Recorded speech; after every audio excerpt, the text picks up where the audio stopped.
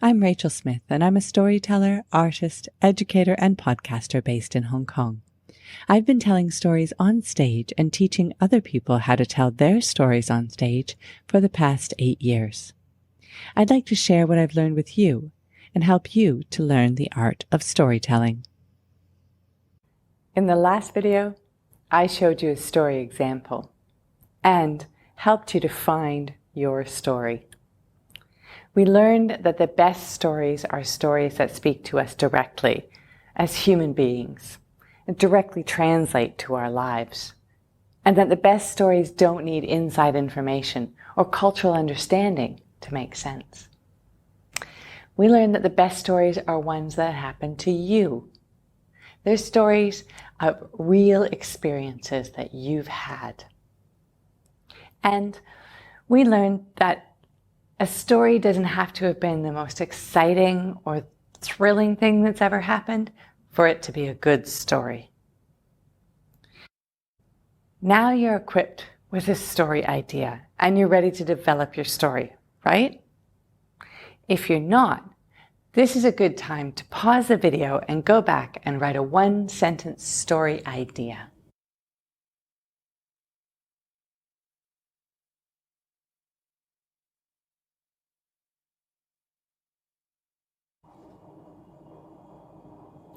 Ask yourself, why do you want to tell this story? Do you feel you can share it? If you're terribly embarrassed by it, or it shows a deep, dark secret, don't tell this story. But if you think someone could learn from your mistakes, or see things from a different point of view, or even just be entertained, then it's probably a good story to tell. Let's look at some of the elements that make a good story. Some of these elements might not apply to your story, but almost all of the best stories have these elements in them. 1. Conflict and resolution. What is the conflict or the problem in your story, and how do you resolve it? The first time I saw my best friend Janet, I thought she was the most unpleasant person I'd ever met.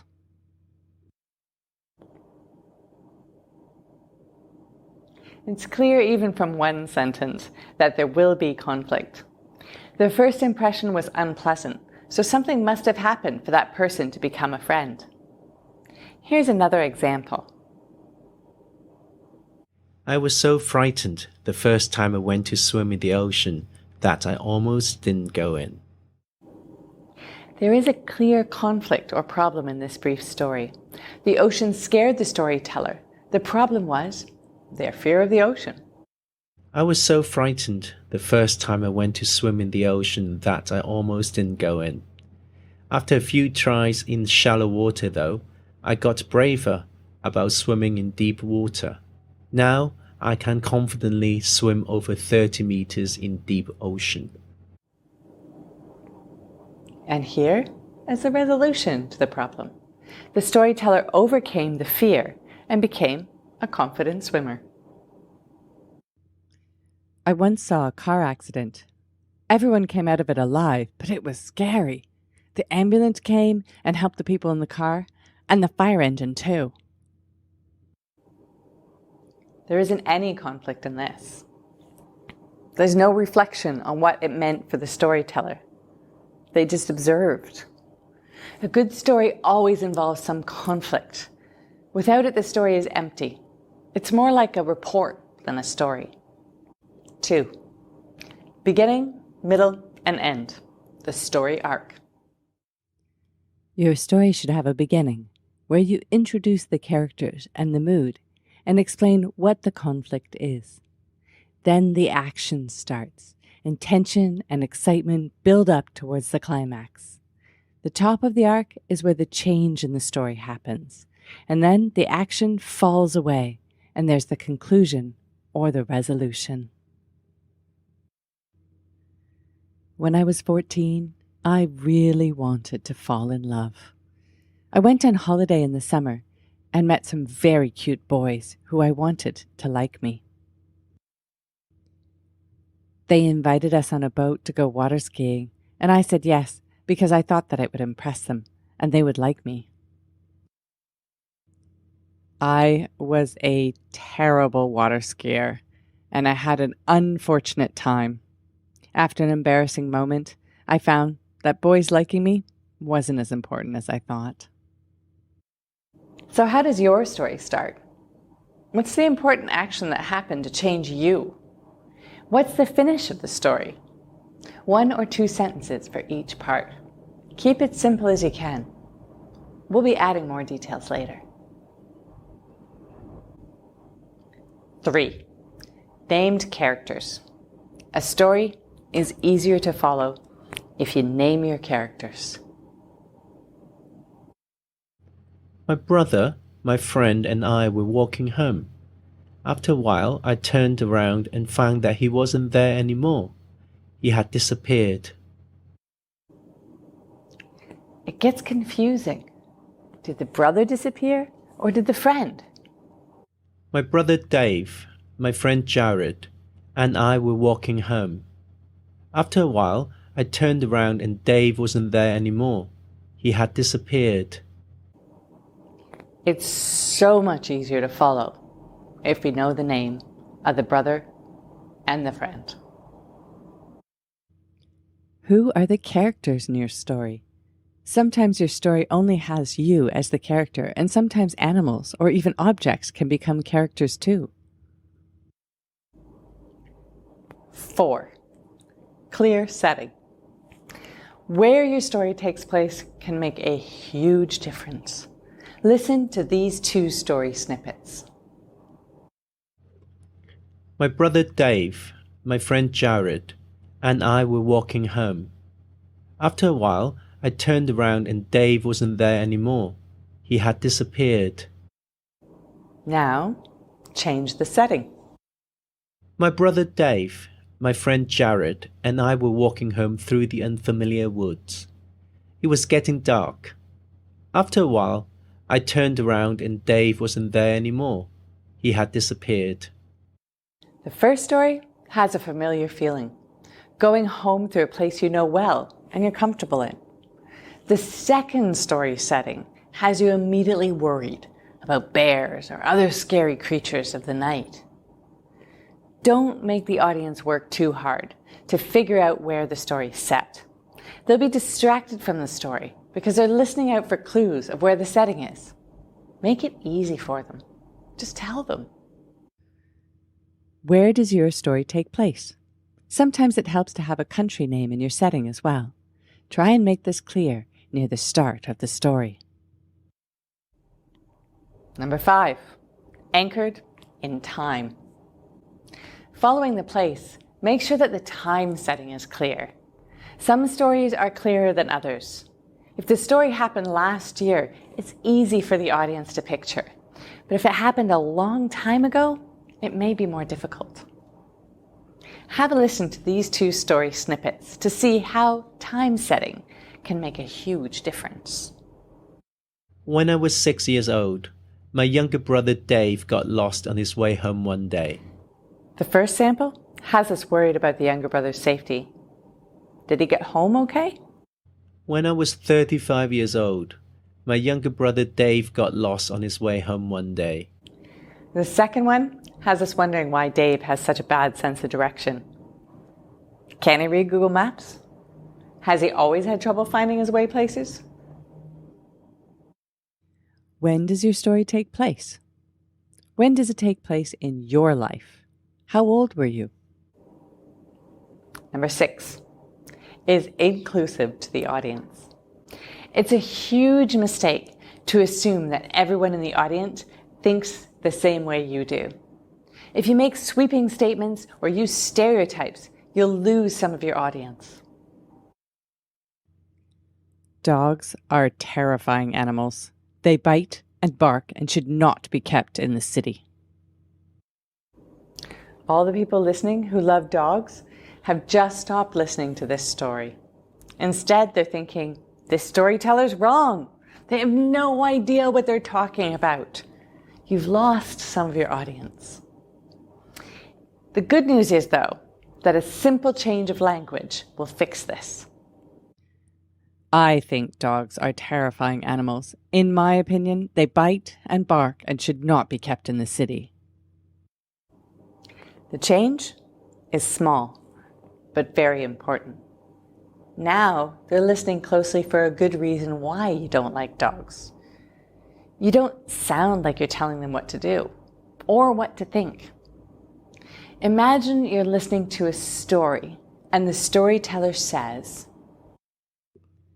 "Everyone knows that girls can't do sports." Ridiculous, you think to yourself. How can anyone think that? My sister is brilliant at sports. My aunt is a great tennis player. You have stopped listening to the story. When you tell people what to think, it's a lecture. It's not a story. Remember not to make generalized statements that alienate your audience. So let's recap. Important story elements are: number 1, conflict and resolution. Number 2, beginning, middle, and end. Number 3, named characters. Number 4, clear setting. Number 5, anchored in time. And number 6, inclusive. Try and find as many of these elements as you can for your story. Some of them are easy and clear, while others may take a little more time. Pause the video for a moment and have a look at your story idea. Can you give it these elements? So how do we start our story? We start with a hook. A hook is an opening sentence that makes the listener interested in the story right from the start. We want to draw the audience into the story without giving away the ending. We want the audience to want to keep listening. I'm panicking. A million thoughts are sipping through my head and I'm starting to shake. I have only a few seconds to resolve this situation. I'm not sure how to even start. This is a good story hook. It puts the audience in the middle of the action without telling what the conclusion of the action is. The audience will want to continue listening and find out why the storyteller is panicking. A bad start to a story sounds like this. Hi, my name is Anthony, and I'm going to tell you a story about courage. If you've told your story well, you don't need to explain to the audience before you start what your story is about. It will be obvious. The hook at the beginning is like a trailer for the movie. It tells you what the focus of the action is without giving away the ending. But be careful. Do not promise anything in your hook that you cannot carry through in your story. If you start with a time when you're panicking, make sure that your panic is resolved by the end of the story. Be honest with your audience. I stood face to face with a terrible dinosaur.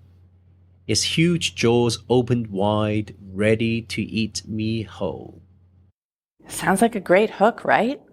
I definitely want to hear the rest of the story. There's promise of thrills and excitement, maybe even death. But now listen to the ending. I stood there, ready to have the dinosaur crunch up my bones. But then I woke up. It was all a dream. What a disappointment. Your audience will not be satisfied by the ending to your story. You promised excitement, but it was all a dream? You made the audience feel worried for you, but you were never in any danger at all. The audience is going to feel cheated. With storytelling, you take your audience on an emotional journey with you, sometimes with laughter, sometimes with tears. But if you tell your story well, your audience will feel the same emotions as you do. If you lie to them in your story, your audience will not come away feeling good. After my favorite uncle's funeral, we went back to my house for a rest. I couldn't eat dinner. I was so upset. I had a hard knot in my stomach and I felt cold all over. I just couldn't believe he was gone. I thought I would never smile again. Sad, right? The poor storyteller is so upset. We feel bad for them. But what if the next line of the story is? The next day, though, I felt better, and my mum and I went to Disneyland. I had my ice cream and felt fine. What? The storyteller lied to us. They weren't feeling sad at all. How rude. If you lie about your emotions to the audience, they'll go away feeling like they've been tricked. So you have your hook. You've woven in details about time and place. You have clear and named characters. Now pause this video and write a more detailed story outline. What happened during your story? Draw a visual picture for your audience so they can experience the story with you. Add in descriptions and dialogue when you can. Now let's look at your details. You've drawn a visual picture of what's happening. Try building the most important parts of the picture without saying things too directly. We were driving down a road with tall maple trees and short pine trees on either side. There were no branches on the trees, so they looked really scary. Instead of saying the feeling was scary, try building a picture to explain. The maple trees lining the road stretched their bare branches over us, and when the car lights hit the branches high above us, they look like gnarled fingers about to close into a cold wooden fist around our tiny car. Your story should be coming along nicely now. Play with the language, try different combinations, and do what feels best for your story. A few more words of caution when preparing your story. Try not to imitate people's accents. You probably aren't as good as you think you are. And imitating someone can sound like you're making fun of them, even if you don't mean it. Your story should not be one long complaint. And don't end your story with, "The moral of this story is," because if the learning point of your story is not clear, then you need to go back and rewrite it again. It should be clear without you stating, "This is what the moral is." I hope you enjoyed this story and it helps you to write a story of your own. Remember that everyone has a story to tell, and I look forward to hearing yours.